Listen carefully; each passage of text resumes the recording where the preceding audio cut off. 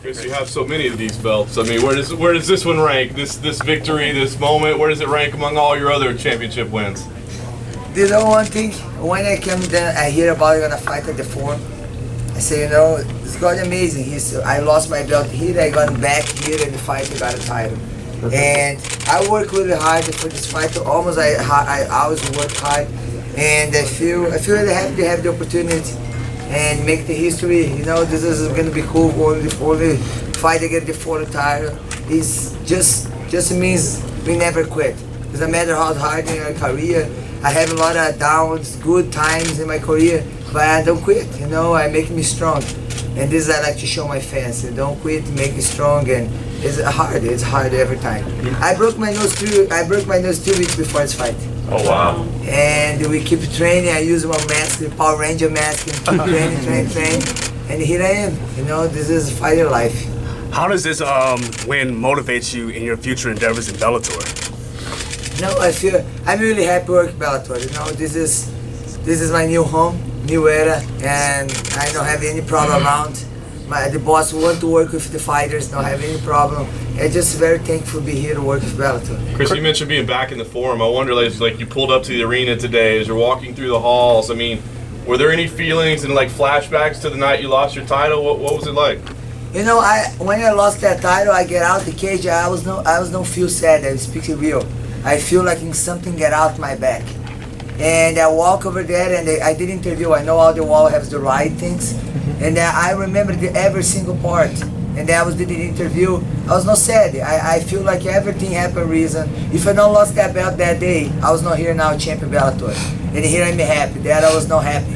I was working. I feel as a slave. And then I was not happy, and here I'm happy. It's something I choose to be. Cris, do you think the greatest part of this is your 11 years between championships? You won in 09, now you win a championship in 20. Your longevity, do you think that's one of the greatest aspects of what you've done in your career? I think every fight I try getting better. Like this fight I can show a little bit. Everybody thinks, she don't have a ground, and then no, I think you learn it every time. I think it makes the difference.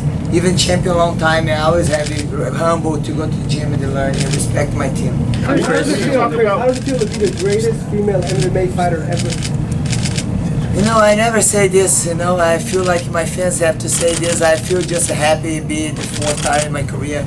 It's a lot of discipline, a lot of good people around me, and thank for my team, and God be bless me. Cris, parabéns pela sua vitória. O que significa para você de lutar no Los Angeles? Você vestindo as cores da Lakers? Acredito que já Lakers fez muita história aqui, né, do forum. I think it's just a respect for all the athletes be here and make amazing opportunity for everyone, and I just be thankful. Cris, she was giving you a really tough fight. What advice were you getting in the corner from your team? You know, I was ready for 10 rounds. You know, every time I get it second round, she's getting more tired. She's getting more tired. In the cage, I know the plan. She's hugging me for taking out, but I was hugging her and she's tired. She's getting tired. I just have to be patient. You know, something I always don't have. Everybody knows. And my team is working very good with me, the patient. And I know I have the weapon for finish the fight, like strike or ground. Just have to be patient. I think this different, this fight. What's the most important thing you learned from South Africa and your new team? I know then have a dream. Like when I start training there, I look every eyes there, the guys training, then young than me. And then still have a dream inside the eyes. And when I get out for Fight Felicia and I train there, I give the dream in my heart to start to make my eyes shine. And then this is I'm very thankful. You know, them giving me the shine in my eyes again for be a fighter and continue doing my job. Cris, everyone talked about how, you know, Julia Budd might be the biggest competition for you for a long time at featherweight because she was also so dominant. In terms of being in the cage with her, was she as good as you expected and as dangerous as you prepared for?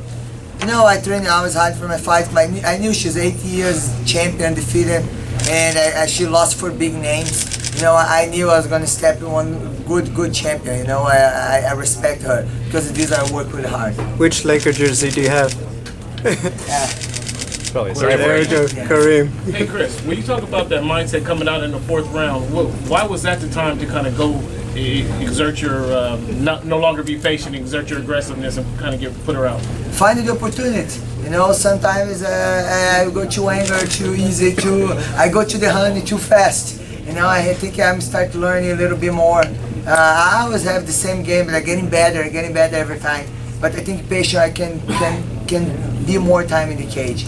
You know, Yeah, I think it gives you the experience. Yeah, Chris, you know, you said that you would like to do a featherweight Grand Prix. I have two questions. One, would you want to defend your championship all the way through Grand Prix if it does happen? And is there any certain person that you're looking out to maybe face some time down the line during that Grand Prix?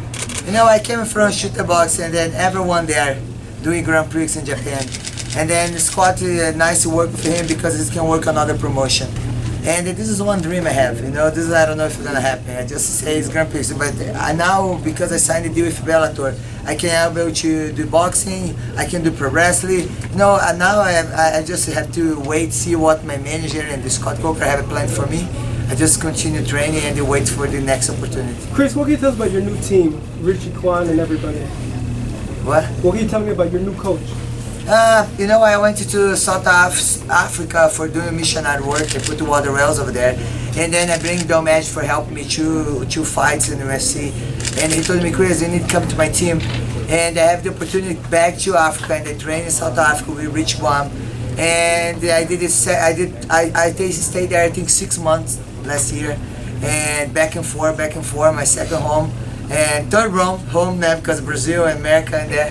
But you know, it's an amazing team. I learned a lot, and I like to be there because folks, I just train, fight everybody, just focus for my fight. Chris, Kat Zingano was in attendance today. Is that a possible fight for you in the future? You think you and Kat Zingano? Of course. I never choose my opponent. If she's ready for fight 155, I will. Just wait for Scott to tell me, Chris, when it's gonna be next time. I'm ready. Chris, you talked about 2020, but what would you say was the most difficult part of the fight? This fight? Yes. I think be patient. Be patient, you know, take care, don't do mistakes. You know, this fight is special. I want to be back to be champion. But the one thing is do what to do in the gym. If I do it at the gym, I knew I was going to get the victory. You know, and then just be patient. Chris, you talked about 2020 is a year where you open up eyes. People will look at you again. You think you did that with your performance, and what do you have to do the rest of the year for them to look at you the way you want them to look at you? You know, one thing, I never did something for prove anything in my career. Yeah. You know, I just do my thing, and I just go over there to do something I love to do, and I just let my fans think. You know, let it do my performance, my faith. Can have a show then, change them. You know, put some seed in hearts, and that's it. I just love to do what I do, and then I think this is make them happy. Do you feel like now you have a lot of options? I mean, this opens up all sorts of possibilities for you. Yes, I feel happy. I feel motivated. I think 2020 it's a new year for me, and being Bellator, I'm really happy. Chris, which belt do you like the most out of all the ones you have? You know, for me, I would say I love having the belt, but for me, belt is only a symbol. You know, for me, I know I have 4 there, but first thing could be the people lives champion. You know, I like to make difference in people because okay, I hold this title today, maybe tomorrow I'm not gonna hold. Like the UFC, other ones I don't hold, and then when holding the title, sometimes I'm not gonna have the title, but if I do something nice to the people, bless on others, I'm gonna be in their lives forever, and they're gonna be the champion there forever. This is the main thing for me. But I hold the belt as a symbol. It's nice. People love, and I love too. I love defending, and for me, means like just a symbol. Where do you rank the win amongst all like your other wins? Huh? Where do you rank this win compared to all your other wins you've had? I think every belt is something special for me. You know, first one Strike Force is a featherweight division. Scott Coker make 145 pounds. Invicta, I was coming from hard time in my career, and everybody saying, oh, yeah, she need to prove something, and I come and I fought for the Invicta belt. And UFC, we make the difference and make history. Now I have my division there. They never want to have me there. You know, my fans put me there. I cut weight 2 times 4-on-4. I almost killed myself, but I go over there. He make this history. We put the weight there. Now have that. And then now the Bellator make difference too. But here I am welcome. You know, and I feel home. I feel home. Just a couple more guys. Cris, se você podia escolher, você lutar de novo no Los Angeles? Okay. Você lutar de novo no Los Angeles? Se você podia escolher? Que eu posso lutar de novo, I just have to wait where Scott wanna put me fight with my manager. I'm gonna be for sure. Here close to my house, you know, I live here at the beach. Cris, when you first started MMA, did you ever dream you would have 4 championships from the biggest organizations and you would be such an amazing fighter and champion? No, I was never thinking this was gonna happen. When I was start, I have a dream. I want to do my best. You know, I want to be best. One thing I have in my heart, I want to prove the girls can fight like a guys. We can be violent, we can be technical. You can make the people like you or watch your fights. This is the first battle I have in my heart when I start fighting. But I don't have a dream to be a fighter. You know, someone saw me, Cris can be a great fighter. Here I am. He find me. And I'm just thankful, you know, I feel blessed to have the opportunity to hold 4 titles. Are you going to have that moment when you get home where you lay out all 4 belts to kind of take it all in? Yeah, we're going to take a picture. I here have in my hotel now, I have the 3 other ones. They're really heavy. I had to carry them up the stairs with my bad leg. Heavy belts. Cris, I know Scott has said your contract is heavily incentivized. Did you in the back of your mind have that bonus in your head saying I got to knock her out? I think I was never fight for money. I think money for me always consequence, you know. And it's the same thing. I fought Julia Budd, but I was not put my mind I was gonna fight for the belt. Same when I was a champion. I was never thinking, okay, I need to defend my title. I just have to do my best there and to fight something I like to do. This is no number 1 for me. It's nice, but it's number 1 for me. 2 more. I got one over here. Cris, you said before the fight that if you won this belt, it wasn't yours, that you were going to be giving it to somebody very special in South Africa. Yes, this belt is not mine. This belt for Ryan. He's a little kid I met in South Africa. He's had cancer and he's the real champion. He's fighter, admirer. Today he's gonna make video for me because he did the chemo, is very sick. And the thing I will wear in the wings in my hand and then wear here before the fight, he's gave to me. And then he told me, Cris, I want to see your belt and come here.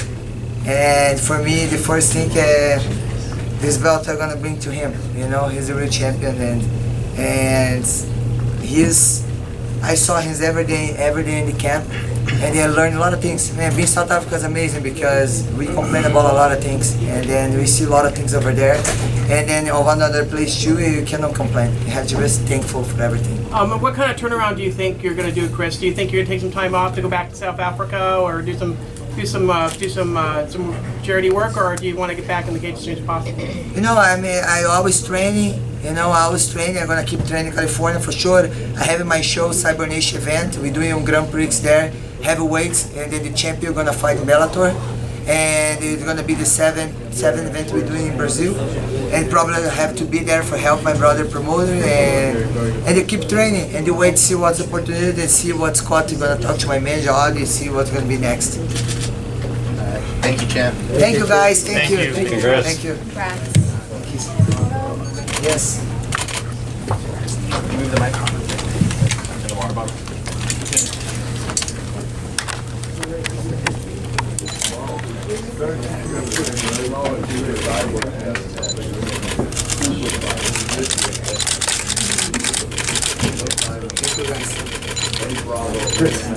See the back of the jacket?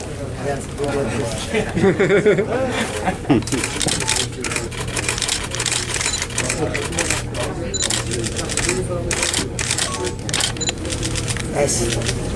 Thank you. Thanks, Chris. People praising, you know, the effort that you did have in there. No, not really. It doesn't feel like it tonight, but it's not how I expected it to go down, and made some mistakes, and I plan on coming back stronger. So. Obviously, you were expecting to win, but did the fight just play out completely different? Was it her game plan or your execution? No, what was it? It was just tweak. Like there's things in my game plan that didn't go according. I wasn't supposed to go back. I wasn't supposed to have my back on the cage. That was a key part of this training camp, and my training camp was amazing, so there's no excuses on my part. Yeah, I know that like throughout her career, it's always been battling the aura of Cris Cyborg. I mean, you said, hey, I'm not going to play into that. Was there any of it? Was it more than you expected? Was it different? I can't blame it on that. It was just not my night in there. You know, she's a warrior. She's a champ for a reason. But I'll be back. So.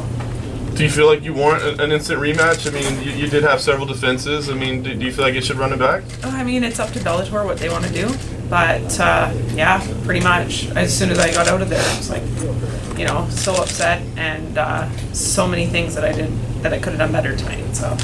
What was one of those things that you wanted to do better that you feel like? Forward pressure more, use my hands more, use my boxing more, not rely too much on the kicks. On the ground, wrestling better. You know, it was just big things, but little things that led to big things. You've obviously Can you explain then why, if you didn't want to be back on the cage, what did she do that forced you back? It was just her forward pressure, and she started landing, and then it started pushing me back more, and then my back was against the cage, so it was just, and then I stayed there too long. It's like I just stayed there too long and made some mistakes, and I got to work on them. Everyone always talks about, you know, like preparing for Cris Cyborg, you know, compared to what you've seen, obviously you followed her for a long time. How was she? Was she as strong as you thought she was going to be? Was she, her skills, everything? Yeah, I expected her to bring it. You know, I've seen all of her fights. I've studied her. It was I did my job in the training camp leading up to this. It was just, again, not my night. Were you surprised about her counter wrestling? No, because I've seen her. I was expecting her to wrestle tonight, so it was just yeah. I wasn't surprised by that. Julia, you held your own on the ground on the jiu-jitsu. A lot of people were saying her jiu-jitsu was all world. It was going to smash you. How did you feel? You looked pretty confident on the ground with her. Yeah, it was just, again, I couldn't pull off. It was not enough time to pull off what I wanted to do in my wrestling and my ground game when I was there. So. Julia, in the first round, you actually went back and forth with the clinch a little bit. You think if you had a second fight, you'd do that any differently? Seem to have a little bit of success there? Yeah, I do, of course. But yeah, again, it was her night tonight. She talked a lot about, you know, a tournament, a Grand Prix in the featherweight division. One thing that's very established, Bellator does have a roster of featherweights. How do you feel about that? Because obviously you would figure to be right in the mix right there. Yeah, it's exciting. I mean, it's exciting. I'm kind of just sitting on tonight. Again, I said this and all the lead up to the media, I trained so hard for this night. So after tonight, I mean, it's back to the drawing board, back to my team, and we'll get back to work. But you know, it's Bellator's call. What words, if any, did you share with Cris after the fight? I said good job, and you're the champ now. So she's a warrior. Julia, what's it like trying to find answers during a fight against Cris Cyborg? I mean, it was just, I felt like I have to go back and watch the fight for sure, but I just didn't do enough. So it was like I did a couple things would work, and then I just didn't do the extra couple steps. That's what I felt like happened to me tonight. Was there speed or power that presented more difficulty for you? I didn't think that it was just the constant pressure. I think that was her constant forward, you know, pressure that was messing me up. But I gotta look back on the tape and watch it to know for sure. But no, it wasn't speed or power necessarily. It was just kind of, you know, yeah, she did a good job. Julia, you were looking. Is disappointment the biggest emotion you seem to be going through in this moment? Yeah. Where you look back on it and you know there's other things you could have done. Yeah. And you're standing here now, you know, you look bruised and battered, but you know you weren't really hurting now. Yeah, it's just I could have done more, you know? That's how I look back, but it's definitely disappointment, for sure. One or two more, guys. What does the next couple of days or weeks look like for you? Spending time with family, talking, going over it. We'll watch the tape. We'll see where I made my mistakes, and then, you know, get Lance Jr. back in the cage before I do, and build from there. What is it about Cyborg that really interested you? What is it? You know, was there anything that surprised you that she did? No, I knew she was going to bring it. It was more so just disappointed in myself tonight. Julia, can I ask? I don't know if it was asked. Sorry if you did, because I missed the very beginning. Did you think you broke a ribs tonight, or broke a rib with that kick? Or punch? I'm not sure. I don't know. But it just had an effect still on got you, adrenaline. Yeah, I still got adrenaline running through my body, but no, I think I'm fine. Thank you, guys. Thank you. Thank you, Julian. Good effort. Good effort.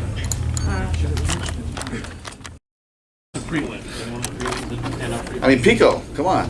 Pico's back. I mean, he looked great. He had a great knockout. And I thought he was, again, another fighter that had a lot of patience in there, and he wasn't just rushing in trying to finish. I mean, he looked like he took a step forward in the development of an athlete as a martial arts fighter. Oh, we got Emily King that opened up the main card, and she upset Ava Knight as well. And really, to tell you the truth, we got Ava, we've got Emily, we've got Carrie. I mean, could we see a strawweight division here at Bellator?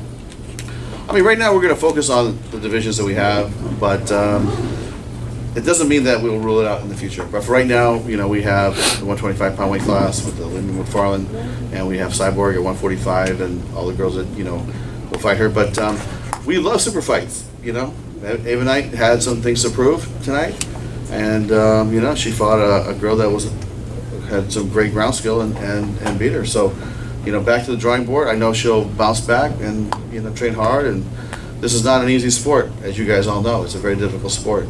And so, you know, we wish her luck in, you know, in training, and maybe 3-4 months down the line we can have her come back. So, what do you think we asked you a month ago? Yeah, I think you look great.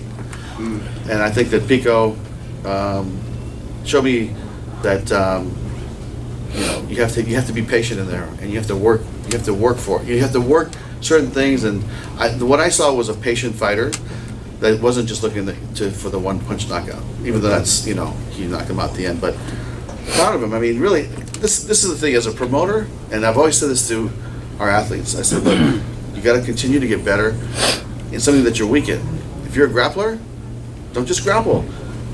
You know, go out there and work on your stand-up. Take some chances, because this is MMA. Someday you'll meet another grappler that can grapple like you, and then it's going to be the stand-up that's going to make the difference, or the wrestling. And it's their job to continue to grow. And I saw Aaron grow and lift today, you know. How do you book him now? Because it'll be tempting again, because you just knocked the guy out with one punch, to then put him up against some of the top 45ers. But do you want to do that yet? I mean, I think that we should probably let him rest, but my goal is to have him back soon, and maybe have another 2 or 3 fights before the end of the year, and then maybe we could, you know, turn him loose at that point and fight some of the bigger guys after this year. So maybe just kind of keep this like a rebuilding year. Yeah, because he's got to prove that he can continue rebuilding and growing. Because you know, if you're the same fighter you were a year ago, you're gonna have a hard time. You gotta grow. And so I saw some growth today, but let's see what it looks like at the end of the year. Would you comment on AJ Hagazarm, his performance tonight? Hagazarm? I mean, you know, it was a great win for him, and you know, he was definitely talking about it to me at the end of the night in the back. So he's a great kid. Listen, I love AJ. He's, you know, part of the Stockton tribe now, and they're doing their thing, and he loves to chat it up. He has no shortage of that. So, but I got to give to him. I mean, he had to face some adversity in that fight and come back and fight. And really, that's something that you look for too. Is this fighter going to come back? Is this fighter going to, you know, dig deep? Because he had to dig deep. He could have just laid there and you know, been done. But, you know, he wanted it, and I think that he deserved the win. And, you know, we're proud of him, and on to the next one. Scott, Gina Carano was here tonight?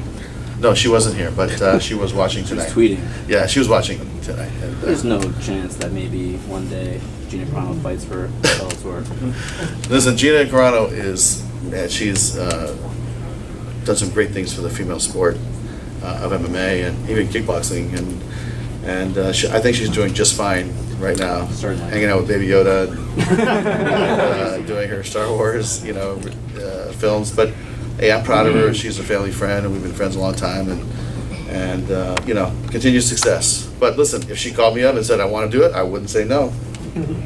But she's busy. Scott, the forum was buzzing tonight, and it seemed like a mixed crowd. Do you feel like they'll meet again sometime in the future, Cyborg and Bud? I mean, that really depends on, you know, what happens in the next year. You know, and I think Julia probably. I haven't talked to Julia, but I'm just assuming, knowing fighters, she's going to want to come back and start fighting and getting busy. And if she gets on a tear and Cyborg keeps winning, then maybe we'll get it on again. But in this sport, you never know. Scott, what do you think of Sergio Pettis' performance today, and where do you think he goes from here? I think he looked great, and I think he's, you know, he's right in that mix because with Horiguchi, being out and DC being in the tournament, we're gonna probably host a 135-pound championship belt at some point. But we're gonna wait to see how these guys perform over the next 2, 3, 4 months, maybe 6 months, because we will be doing 30 fights this year in 2020.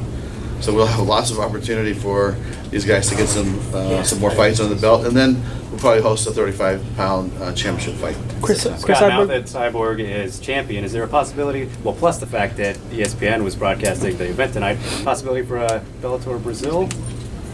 There's definitely dialogue about that. We just had our first event on the ESPN platform down there in Brazil, as well as Televisa throughout parts of Latin America.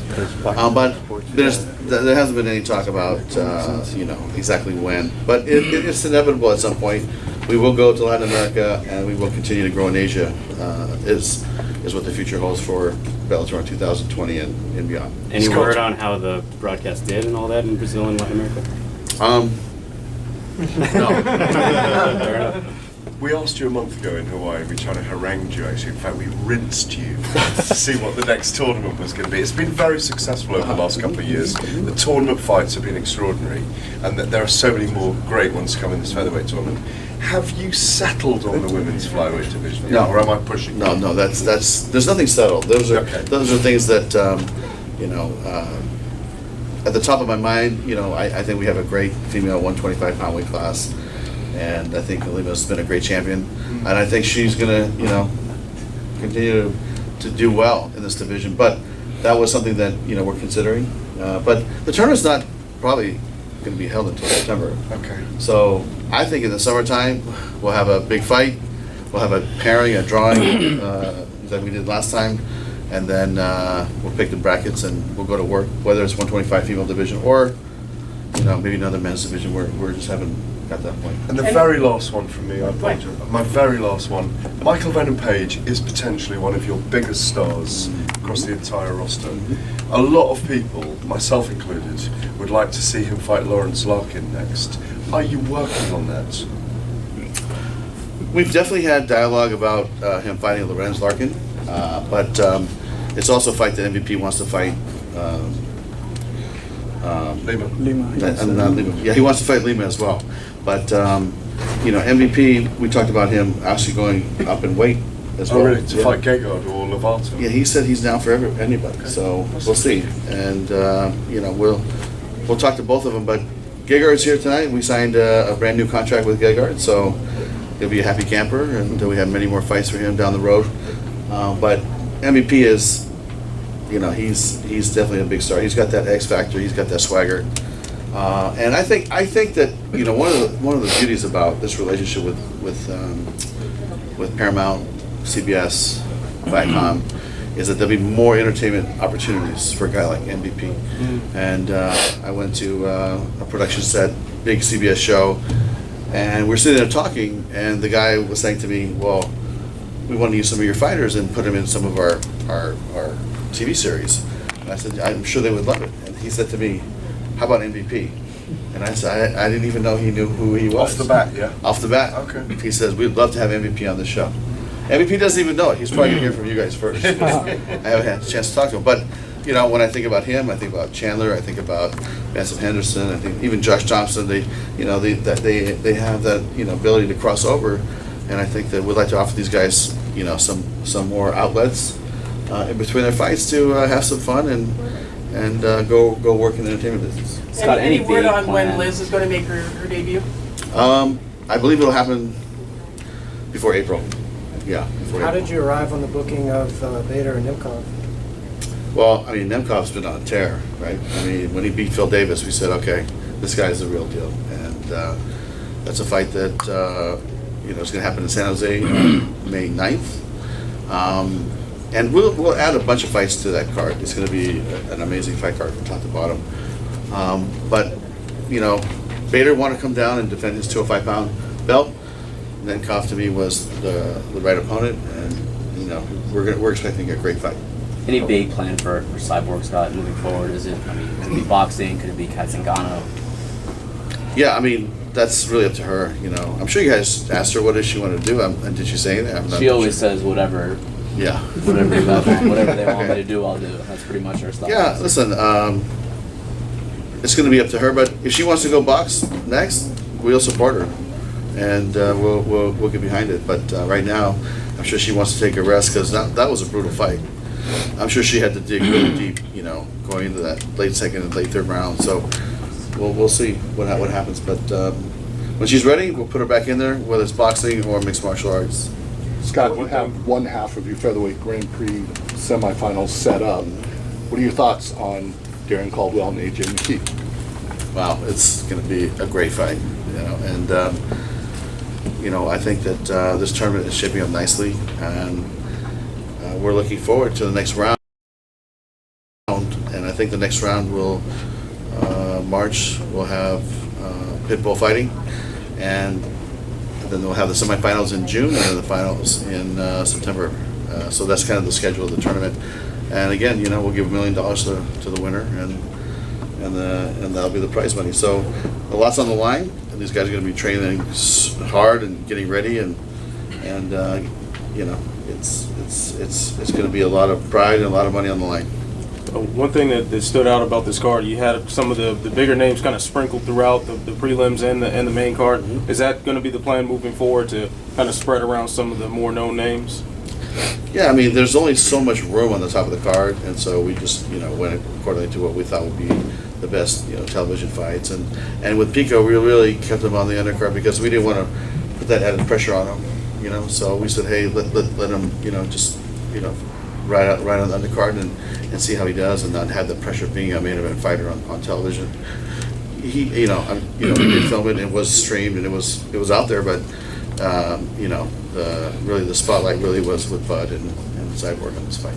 And also, any plans moving forward for Curtis Melinder? That's something I'm not sure. I'll have to talk to my guys and get back to you on that one. And last one for me. So I know this just minutes removed from that title fight, but when you walked in the building today, did you have an idea of who you wanted to be the next title challenger for the featherweight belt? Well, we have.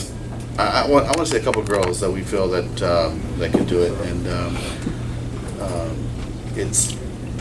we'd have to talk to Audie and Cyborg to make sure. So, if she wants to fight right away, let's say she wants to fight in the summertime or in April or May, then we'll announce it. But we have a couple of girls in my mind that they can definitely step up and fight.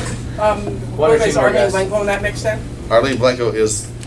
I didn't want to say it, but she's number one on that list. So I think she's got a record of 13-7, has a lot of experience. She just, I think she just beat Amanda Davis. So, if she wants to do it, we'll get it on. Actually, when I was walking in here, Rich told me that, she's already blowing her up or blowing Rich up saying, I want to fight Cyborg next. But that doesn't mean Cyborg will take it or it's put together by any means. It's just one of the girls that wants to step up and take it. Last one, the expansion into Asia and continuing to grow. Is there a possibility for another crossover this time with One or with Brave? Yeah, we haven't talked to either one of them, but with Sakakibara, there's a certain sense of comfort working together because we worked together for so long. I told the story already, but when we were just starting Strikeforce, he was really supportive and helpful, and so I always said one day when I can reciprocate, I will, and we have, and we're trying to help boost Japanese MMA and get it, and get it going. And I think that the fights that we did in Japan for Bellator, and then the Ryzen show itself, where Bellator fought Ryzen, I think that it was a great shot in the arm for Japan MMA. And I think we sold 16-something thousand tickets. Probably had 17,000 in the building. I think he sold for his show 24,000 tickets, sold out. I couldn't even buy seats for some guests that wanted to go. Seriously, he just said, "I have nothing left, nothing left."